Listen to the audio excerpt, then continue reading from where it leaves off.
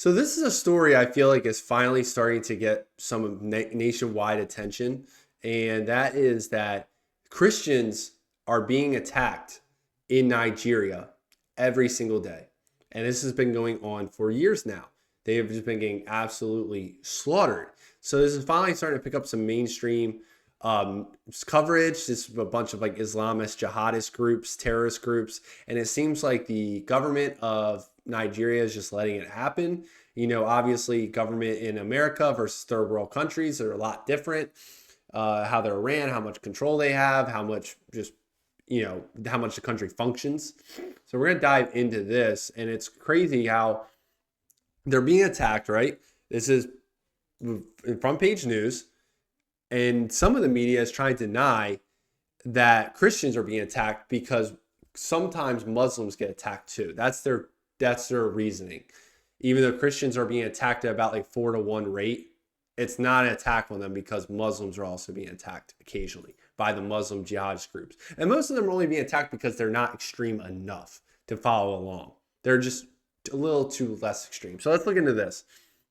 Number of children abducted in Nigerian school attack raised to more than 300. So a total of 303 school children and 12 teachers were abducted by a gunman during an attack on St. Mary's School, a Catholic institution in north central Nigeria's Niger state. The Christian Association of Nigeria said, updating the earlier tally to 215 children. These are kids that just disappeared after being in school one day, and no one has seen them since then. He said 88 other students were also captured after they tried to escape during the attack. Students were both male and female, ranging from 10 to 18. It's so devastating to see this. So this is where a little map of Nigeria. Now, most people probably watching this video, or just most people in America in general, probably can't point out Nigeria on a map because it's not a country really relevant to us. But it's insane that this is happening. And it's been happening for like a decade now, probably over a decade. And it seems like we're just now seeing some national coverage of this. No group has yet claimed responsibility for the abductions, and authorities have said tactical squads have been deployed. So there's like 3 different like jihadist groups that are involved in all this. And they're all just slaughtering people. I don't know if it's like a territory thing they're trying to do, but it's absolutely insane. School kidnappings have come to define insecurity in Africa's most populous nation. Armed gangs are often seen as schools' strategic targets to draw more attention. Oops, nope, I don't want to subscribe. Blah, blah, blah. Niger State has now shut down all schools as a measure to forestall other kidnappings. So now schools are basically just shut down because they're scared that more kids will be kidnapped. This is absolutely devastating and sad to see. And you can see this is a couple pictures here of the school. And then these are the gunmen that came in. It is a Catholic school. And this, I can't play a video of it because, I think YouTube would take it down. This is Pete Hegseth meeting up with Nigeria's national security advisor to talk about the attacks being on the persecution of Christians by jihadist terrorist groups. And hopefully they get something productive. This was yesterday. So I don't know if anything's going to change, but this is absolutely insane. And if I asked Brock for some of the statistics of this, so you guys see it. Let me just. So I asked Brock a basic question here. And I said, are Christians being attacked in Nigeria? And it said, yes, Christians in Nigeria are facing targeted attacks, particularly in the northern and central regions. These incidents involve killings, kidnappings, church burnings, village raids, and often attributed to Islamist militant groups like the Boko Haram, the ISWAP, which stands for the Islamic State West African Province, and Fulani herders. This is absolutely insane. So this says the International Society for Civil Liberties and the Rule of Law reported that at least 7,087 Christians were killed in the first 220 days of 2025. 7,000 in just 220 days, averaging 32 deaths per day. And this includes 7,800 kidnappings between these 3 different terrorist groups. Open Doors World Watch List 2025 ranks Nigeria the 7th for extreme persecution, noting jihadist violence escalating southward into Christian majority areas. And these are some of the notable attacks. So January, Boko Haram attacks this area, displaced over 4,000 Christians, targeted communities for their faith. April 2025, gunmen killed at least 40 people, including children, in a Christian farming village. Another attack in Yukon and Logo areas killed 72. That same month, at least 56 Christians, including 15 children, killed, 103 homes burned. May to June, Fulani herders killed up to 36 Christians, followed by a June massacre of over 200. August to September, 113 Christians in a spate of attacks. A priest murdered on Ash Wednesday. October, four Christians killed, destroyed a church. And then recent raids in November killed 20. Coordinated Fulani attacks. This is absolutely insane.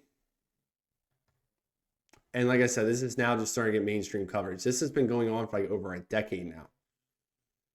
There's a bunch of Christian groups that have been watching it and been talking about it. Now, what I think is really disgusting, which is what the mainstream media does, is they go on the attack because, you know, the only reason they're trying to change their tune on this is because Trump made a comment saying that Christians are being persecuted in Nigeria. So once Trump says something, you automatically have to be on the opposite side of that no matter what, when you're the liberal media or any liberal in general, right? So the Rolling Stones came out with this article.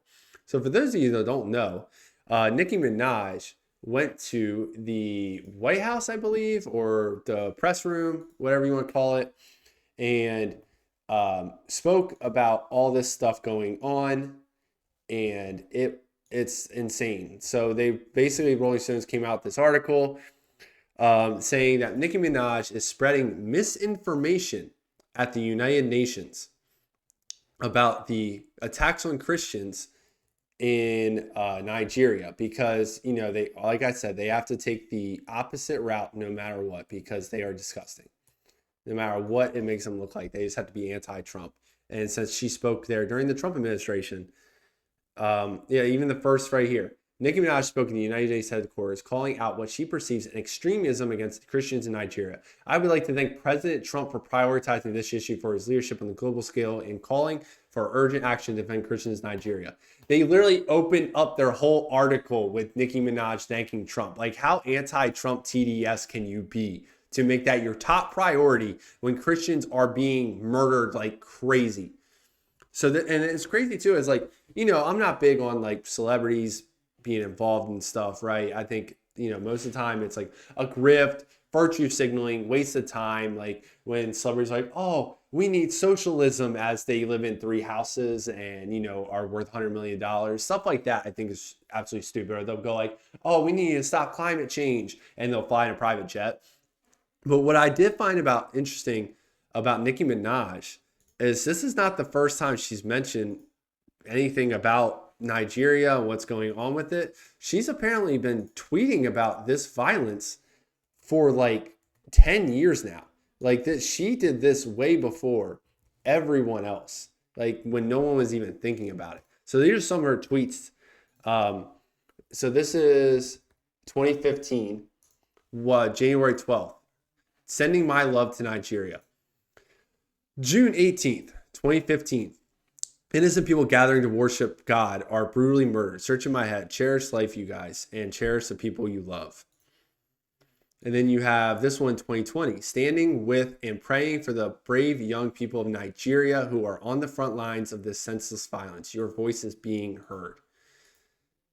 And then this is earlier this month. Reading, and this is when Trump started talking about this. So the mainstream media picked up on it and went anti-Trump, even though people are getting murdered, because that's disgusting, and that's how disgusting they are. So she says, no, reading this made me feel a deep sense of gratitude. We live in a country where we can freely worship God. No group should ever be persecuted for practicing their religion. We don't have to share the same beliefs in order for us to respect each other. So, and he goes on to talk about the violence going on. See, this is the difference in America, right? So in America, we might have difference in religion. There might be little spats here and there when it comes between like a Muslim and a Jewish person and a Christian, right? You don't see mass slaughtering of a specific religion in America because we have freedom of religion. This does not happen here. We might have bad views of certain Muslims doing certain things, like with the Somalians recently using all of our tax dollars to send money to a terrorist group in Somalia. Yeah, that's sick. We should not be dealing with that, right? We might have some views when it comes to Jewish people and how they've been handling the whole Israel-Gaza situation and how they're basically, supporting the genocide happening there. We like when we look on the Jewish people, like, what are you doing, right? But at the end of the day, in America, you have the freedom to practice your religion. In other countries, you do not. And Nigeria has proven that. They're literally getting slaughtered. And the media would rather say, well, it's not. It's misleading because once in a while Muslims get wrapped up in it because they get slaughtered too. But what they don't tell you is the reason those Muslims do get attacked is because they're not extreme enough to the jihadists. They don't want the full force of it. They're more of like, I guess, I don't know much about the Muslim religion, but I guess they're not extreme to that level, right? And I just find stuff like that just absolutely just so disgusting with our media. And I'm glad this is finally getting some national news. And it's nice to see, I guess, a celebrity that's actually consistent with their views when it comes to stuff like this. Like a lot of the Free Palestine stuff, people jumped on the bandwagon in the past year or two, even though the Palestinians have been dealing with shit for decades now from Israel. And it's like they're just now jumping on the bandwagon because it's the popular thing to do. It's the virtue signaling thing to do. She clearly has been consistent on this for over a decade now. So I think she deserves credit for that. And hopefully something can be done. I don't know what we as Americans can do besides like sending troops in, which I don't want to send troops into Nigeria. So hopefully something can be done to prevent this from happening because there is no slowdown to this. It's been tens of thousands of Christians dying over the past decade. And it's absolutely tragic to see just for believing a different faith. Let me know what you guys think in the comments about this whole situation. Like, subscribe, comment down below. I'll catch you next time.